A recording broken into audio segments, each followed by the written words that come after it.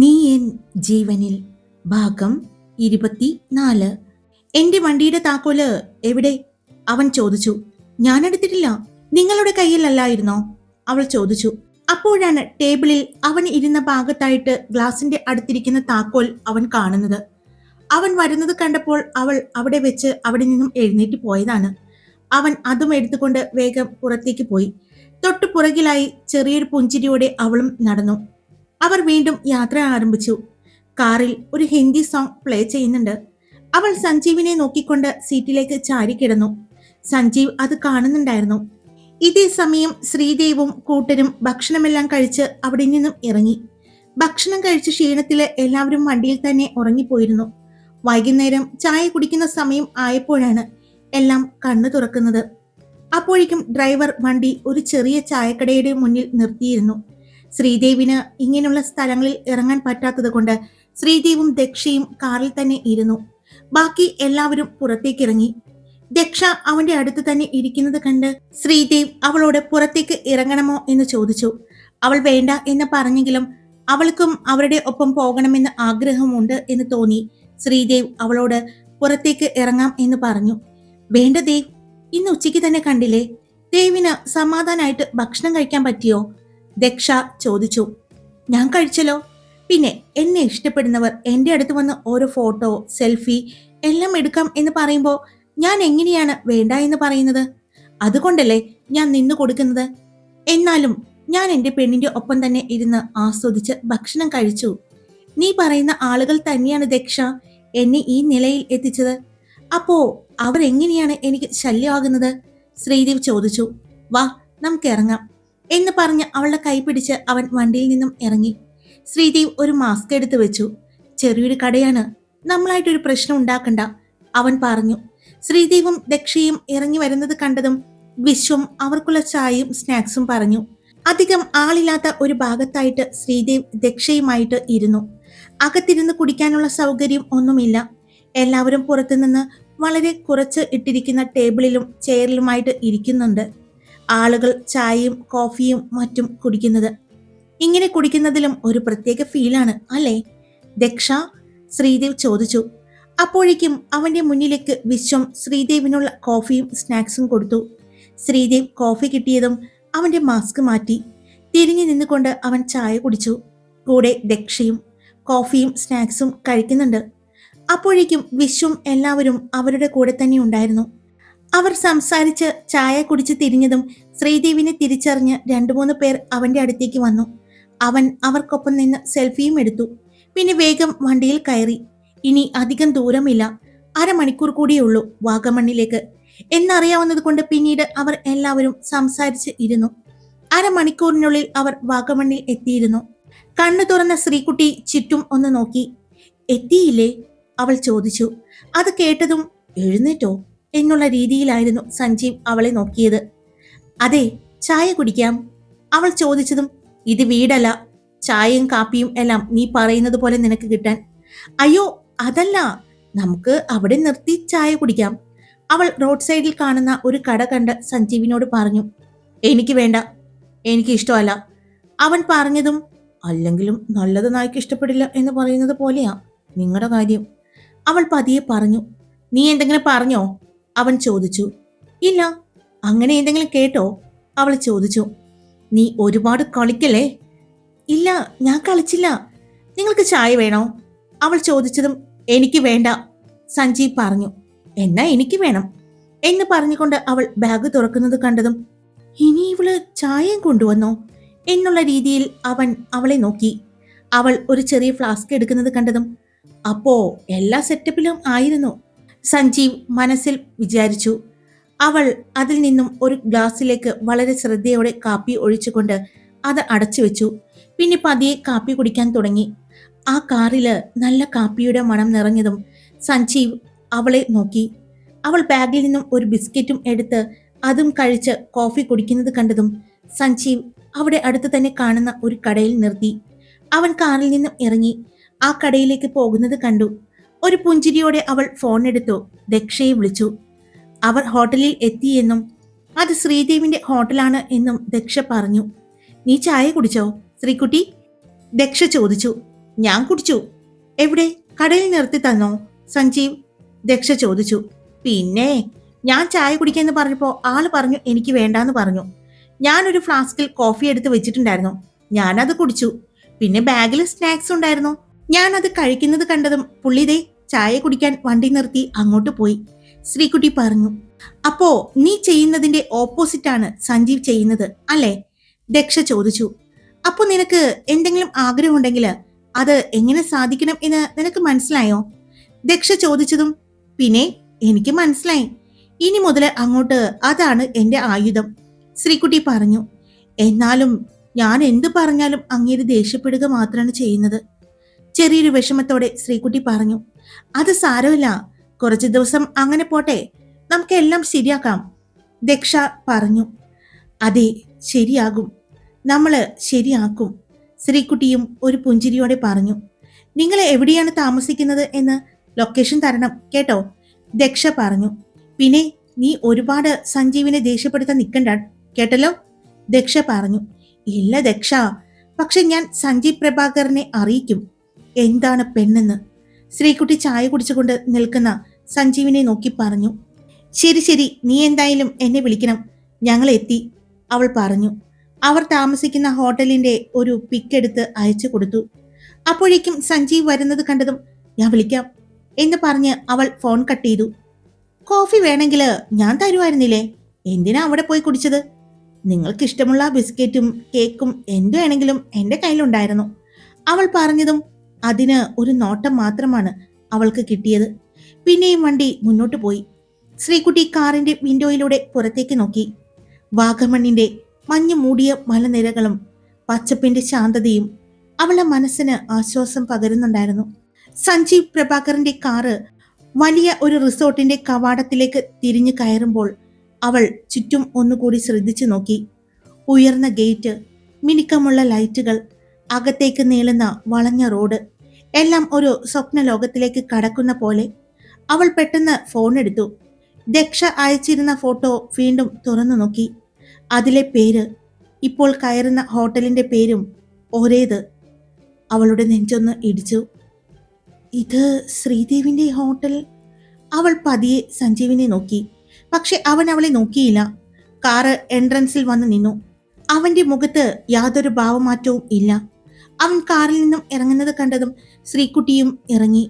Staff ഉടനെ എത്തി, ബാഗുകൾ വാങ്ങി, കാറിന്റെ കീയും വാങ്ങി. അപ്പോഴേക്കും സഞ്ജീവ് നേരെ റിസപ്ഷനിലേക്ക് നടന്നു.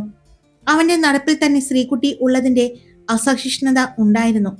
അവൻ മുൻകൂട്ടി ബുക്ക് ചെയ്തിരുന്ന റൂമിനെ കുറിച്ച് ചോദിച്ചു. അതിനിടയിലാണ് ശ്രീകുട്ടി അവന്റെ അടുത്തേക്ക് ചെന്നത്. അതിന്റെ ദേഷ്യം അവന്റെ കണ്ണുകളിൽ തെളിഞ്ഞു. വേറെ ഒരു റൂം? അവൻ ശാന്തമായി ചോദിച്ചപ്പോൾ സോറി സർ, വേറെ റൂം അവൈലബിൾ അല്ല. റിസപ്ഷൻ സ്റ്റാഫിന്റെ മറുപടി കേട്ടപ്പോൾ അവന്റെ ദേഷ്യം ഇരട്ടിയായി. സഞ്ജീവ് ദേഷ്യത്തോടെ ശ്രീകുട്ടിയെ നോക്കി. അവന്റെ മുഖത്തെ ദേഷ്യം അവൾക്ക് വ്യക്തമായി കാണാമായിരുന്നു. എന്നാൽ അവൾ അവനെ നോക്കാതെ അവിടത്തെ ഇന്റീരിയർ ആസ്വദിച്ച് ചുറ്റും നോക്കി നിന്നു. മരം കൊണ്ടുള്ള അലങ്കാരങ്ങൾ, ഭംഗിയുള്ള ലൈറ്റുകൾ, മലനാടൻ ശൈലിയിലുള്ള ശാന്തമായ സൗന്ദര്യം. അവരുടെ ലഗേജുമായി സ്റ്റാഫ് വീണ്ടും എത്തി. മറ്റൊരു സ്റ്റാഫിന്റെ കയ്യിലേക്ക് താക്കോൽ കൈമാറി. Sir, madam, please. അവർ ലിഫ്റ്റിനടുത്തേക്ക് നടന്നു. നടക്കുന്നതിനിടെ ശ്രീകുട്ടി ഫോൺ എടുത്തു ദക്ഷയ്ക്ക് മെസ്സേജ് അയച്ചു. ഞങ്ങൾ നിങ്ങൾ താമസിക്കുന്ന ഹോട്ടലിൽ തന്നെയാണ്. ഉടനെ മറുപടി വന്നു. ഞാൻ 6th ഫ്ലോറിലാണ്. എനിക്ക് ഏത് ഫ്ലോറാണെന്ന് അറിയില്ല, എത്തിയിട്ട് പറയാം എന്ന് ശ്രീകുട്ടി ടൈപ്പ് ചെയ്തു. ലിഫ്റ്റിലേക്ക് കയറുമ്പോഴും സഞ്ജീവ് അവളെ ദേഷ്യത്തോടെ നോക്കി. അവൾ അതൊന്നും മൈൻഡ് ചെയ്തില്ല, ഫോണിലേക്ക് തന്നെ ശ്രദ്ധിച്ചുകൊണ്ട് നിന്നു. ലിഫ്റ്റ് നിന്നതും 5ാമത്തെ ഫ്ലോറിൽ വന്ന് നിൽക്കുമ്പോൾ അവൾ അത് ശ്രദ്ധിച്ചു. 5th floor. അവൾ ഉടൻ ദക്ഷയ്ക്ക് അയച്ചു. റൂമിന്റെ വാതിൽ തുറന്നു. സ്റ്റാഫ് അകത്ത് ബാഗുകൾ വെച്ച് പുറത്തേക്ക് പോയി. വാതിലടഞ്ഞതും മുറിയിൽ ഒരു അസ്വസ്ഥമായ നിശബ്ദത പടർന്നു. സഞ്ജീവ് കനത്ത ചുവടുകളോടെ അകത്തേക്ക് കയറി. ദേഷ്യത്തോടെ നേരെ ബെഡിൽ പോയിരുന്നു. ശ്രീകുട്ടി പതിയെ അവന്റെ പിന്നാലെ അകത്തേക്ക് കയറി. അവൻ അവളെ രൂക്ഷമായി നോക്കി. ഒരു വാക്കും പറയാതെ ബാഗ് തുറന്നു. ഒരു ടവൽ എടുത്ത് വാഷ്റൂമിലേക്ക് പോയി. വാതിലടയ്ക്കുന്ന ശബ്ദം കേട്ടപ്പോൾ ശ്രീകുട്ടി ശ്വാസം വിട്ടു. അവൾ മുറി മുഴുവനും ഒന്നു ചുറ്റും നോക്കി. വലുതായ ജനാല, സുന്ദരമായ തിരശീലകൾ, മലനിരകളിലേക്ക് തുറക്കുന്ന ബാൽക്കണി. അവൾ പതിയെ ബാൽക്കണിയിലേക്ക് നടന്നു. പുറത്തേക്ക് നോക്കിയപ്പോൾ മഞ്ഞിൽ മറഞ്ഞ മലകളും താഴ്വരകളും അവളെ സ്വാഗതം ചെയ്യുന്നത് പോലെ തോന്നി. തണുത്ത കാറ്റ് അവളുടെ മുഖത്ത് തഴുകി. അവളുടെ ഉള്ളിൽ കലങ്ങിയിരുന്ന ചിന്തകൾക്ക് ഇടയിൽ ഈ നിമിഷം മാത്രം അവൾക്ക് ശാന്തമായിരുന്നു. എങ്ങനെയാണ് സഞ്ജീവിനെ സ്വന്തമാക്കാൻ പറ്റുക? അവന്റെ മനസ്സിൽ കട്ടപിടിച്ചിരിക്കുന്ന വെറുപ്പ്, അത് ഉരുകുമോ? അവൾ കണ്ണുകൾ അടച്ചു. ചിന്തകൾ ഒന്ന് പിന്നിലേക്ക് പോയി. സഞ്ജീവ് ദക്ഷയെ ഇപ്പോഴും സ്നേഹിക്കുന്നു. പക്ഷെ ദക്ഷ ഇന്ന് ശ്രീദേവിന്റെ ഭാര്യയാണ് എന്ന സത്യം അവന്റെ മനസ്സ് അംഗീകരിക്കുന്നില്ല. അതാണ് അവന്റെ മനസ്സിനെ കൂടുതൽ കഠിനമാക്കുന്നത്. അവൻ എന്നെ സ്നേഹിക്കുന്നില്ല. എന്നെ മാത്രമല്ല, ദക്ഷയെ ഒഴിച്ച് മറ്റാരെയും അവൻ സ്നേഹിക്കുന്നില്ല. ശ്രീദേവിനെയും അവൻ വെറുക്കുന്നു. അവന്റെ വൈരാഗ്യം അത് ദ്രോഹമായി മാറുന്നു. അത് തുടരാൻ പാടില്ല. ഇവിടെ നിന്ന് തിരിച്ചു പോകുമ്പോൾ എല്ലാം ശരിയാക്കണം. ശരിയാക്കിയേ പറ്റൂ. ശ്രീകുട്ടിയുടെ ഹൃദയം ഉറച്ചു പറഞ്ഞു. എവിടെയാണ് എല്ലാം തകർന്നത്? അവൾ ആലോചിച്ചു. അവൾക്ക് വ്യക്തമായിരുന്നു, തന്റെയും ദക്ഷയുടെയും ആ ശുദ്ധമായ സൗഹൃദത്തിലേക്ക് ശ്രീദേവും വിശ്വം, റോയ്, ശങ്കർ കടന്നു വന്ന നിമിഷം മുതൽ ഭാനുപ്രിയ, ശ്രാവണി, സാരംഗി, എന്നാൽ തങ്ങളുടെ സൗഹൃദ വലയത്തിലേക്ക് മറ്റൊരു സൗഹൃദ വലയമായ ശ്രീദേവും കൂട്ടുകാരും വന്നത്. ഒരുപാട് ബന്ധങ്ങൾ അവർക്കിടയിൽ. അവളുടെ ജീവിതം പതിയെ വഴിതെറ്റി. തന്റെ പ്രണയം അരവിന്ദ്. അവളുടെ നെഞ്ചിൽ ഒരു നീറ്റൽ അനുഭവപ്പെട്ടു. അരവിന്ദിനെ ഞാൻ നഷ്ടപ്പെടുത്തി. ഇന്ന് അവളുടെ ശരീരം സ്വന്തമാക്കിയിരിക്കുന്നത് സഞ്ജീവാണ്. അതവൾ നിഷേധിക്കുന്നില്ല. അവനല്ലാതെ ഇനി മറ്റൊരാളെ തന്റെ ജീവിതത്തിലേക്ക് ചിന്തിക്കാൻ പോലും അവൾക്കിനി സാധിക്കില്ല. അവന് വേണ്ടിയാണ് അവൾ ഇത്രയും പോരാടുന്നത്. സ്വന്തം ജീവിതത്തിനായി മാത്രമല്ല, തന്നോടൊപ്പം ഉള്ളവരുടെ ജീവിതവും സന്തോഷവും സമാധാനവും തിരികെ കൊണ്ടുവരാൻ. ഇതെല്ലാം തീരാൻ ഒരാൾ മാത്രം മാറിയാൽ മതി, സഞ്ജീവ്. അവന്റെ വിദ്വേഷം, വാശി, വൈരാഗ്യം അവയെല്ലാം വിട്ടുകളഞ്ഞാൽ മാത്രം തീരാവുന്ന പ്രശ്നങ്ങളേ ഉള്ളൂ. ഇന്ന് ശ്രീദേവ് പോലും പഴയതെല്ലാം മറക്കാൻ തയ്യാറായി മുന്നോട്ട് വന്നിരിക്കുന്നു. അപ്പോ സഞ്ജീവ് മാത്രം എന്തുകൊണ്ട് ഇത്ര കഠിന മനസ്സ് കാണിക്കുന്നു? അവനോട് സംസാരിക്കണം. ഇങ്ങനെയും ജീവിതം നശിപ്പിക്കാൻ പാടില്ല എന്ന് പറഞ്ഞ് മനസ്സിലാക്കണം. പക്ഷെ അത് തനിച്ചായി സാധിക്കില്ല. ദക്ഷ വേണം. ദക്ഷയുടെ മനസ്സ്, അവൾക്കുള്ള സത്യം അവൾ തന്നെ തുറന്നു കാട്ടണം. ഇതെല്ലാം ആലോചിച്ച് ശ്രീകുട്ടി പുറത്തേക്ക് നോക്കി നിൽക്കുമ്പോഴാണ് വാഷ്റൂമിന്റെ വാതിൽ തുറക്കുന്ന ശബ്ദം കേട്ടത്. സഞ്ജീവ് പുറത്തേക്ക് വന്നു. അവൻ അവളുടെ അടുത്തേക്ക് നടന്നു. അവന്റെ മുഖത്ത് ഇപ്പോൾ ദേഷ്യമില്ലായിരുന്നു. അത് എന്താണെന്ന് അവൾക്ക് കൃത്യമായി തിരിച്ചറിയാൻ കഴിഞ്ഞില്ല. അവൻ അവളുടെ അടുത്തേക്ക് വന്ന് നിന്നു. ഒരു നിമിഷം അവിടെ നിശബ്ദത നിറഞ്ഞു. പിന്നെ സഞ്ജീവ് സംസാരിച്ചു. ശ്രീകുട്ടി. അവന്റെ ശബ്ദം പതിഞ്ഞതായിരുന്നു. നിനക്കറിയാമോ, എനിക്ക് എവിടെയാണ് എല്ലാം തെറ്റിയത് എന്ന് ഇപ്പൊ ഞാൻ മനസ്സിലാക്കുന്നു. അവൾ അവനെ നോക്കി. ആ കണ്ണുകളിൽ വെറുപ്പല്ലായിരുന്നു, വേദന മാത്രമായിരുന്നു. എല്ലാവരും മുന്നോട്ട് പോയി. ഞാൻ മാത്രം അവിടെയാകെ കുടുങ്ങിപ്പോയി. അവൻ തുടർന്നു. നിന്നെ ഞാൻ അംഗീകരിക്കണം എന്ന് എല്ലാവരും പറയുന്നു. പക്ഷെ എൻ്റെ മനസ്സ് അത് തയ്യാറാകുന്നില്ല. ശ്രീകുട്ടിയുടെ നെഞ്ചു നേറി. ഇത് തന്നെയാണ് അവസരം. പൊട്ടിത്തെറിക്കാനുള്ളതല്ല, മനസ്സ് തുറക്കാനുള്ള നിമിഷം. സഞ്ജീവ്. അവൾ ശാന്തമായി തന്നെ വിളിച്ചു. നിന്റെ വേദന ഞാൻ നിഷേധിക്കുന്നില്ല. ഞാൻ മനസ്സിലാക്കുന്നുണ്ട്. പക്ഷെ നിന്റെ വെറുപ്പ്, അത് നിന്റേതിനേക്കാൾ കൂടുതൽ ജീവിതങ്ങൾ നശിപ്പിക്കുന്നു. അവൻ അവളെ നോക്കി. ആദ്യമായി അവൻ പൂർണ്ണമായി അവളെ കേൾക്കാൻ തയ്യാറായ പോലെ. നമുക്ക് എല്ലാവർക്കും നഷ്ടങ്ങൾ ഉണ്ടായിട്ടുണ്ട്. അവൻ കേൾക്കുന്നുണ്ട് എന്ന് മനസ്സിലായതും അവൾ തുടർന്നു. അരവിന്ദനെ ഞാൻ നഷ്ടപ്പെടുത്തി. ദക്ഷയുടെ ജീവിതം മറ്റൊരു വഴിയിലേക്ക് കൊണ്ടുപോയി. ദക്ഷയ്ക്കും ശ്രീദേവിനും അവരുടെ പ്രണയ സമ്മാനമായ ആ കുഞ്ഞ് അവർക്ക് നഷ്ടമായി. ഒരു വർഷക്കാലം അവർ രണ്ടുപേരും അകന്ന് ജീവിച്ചു.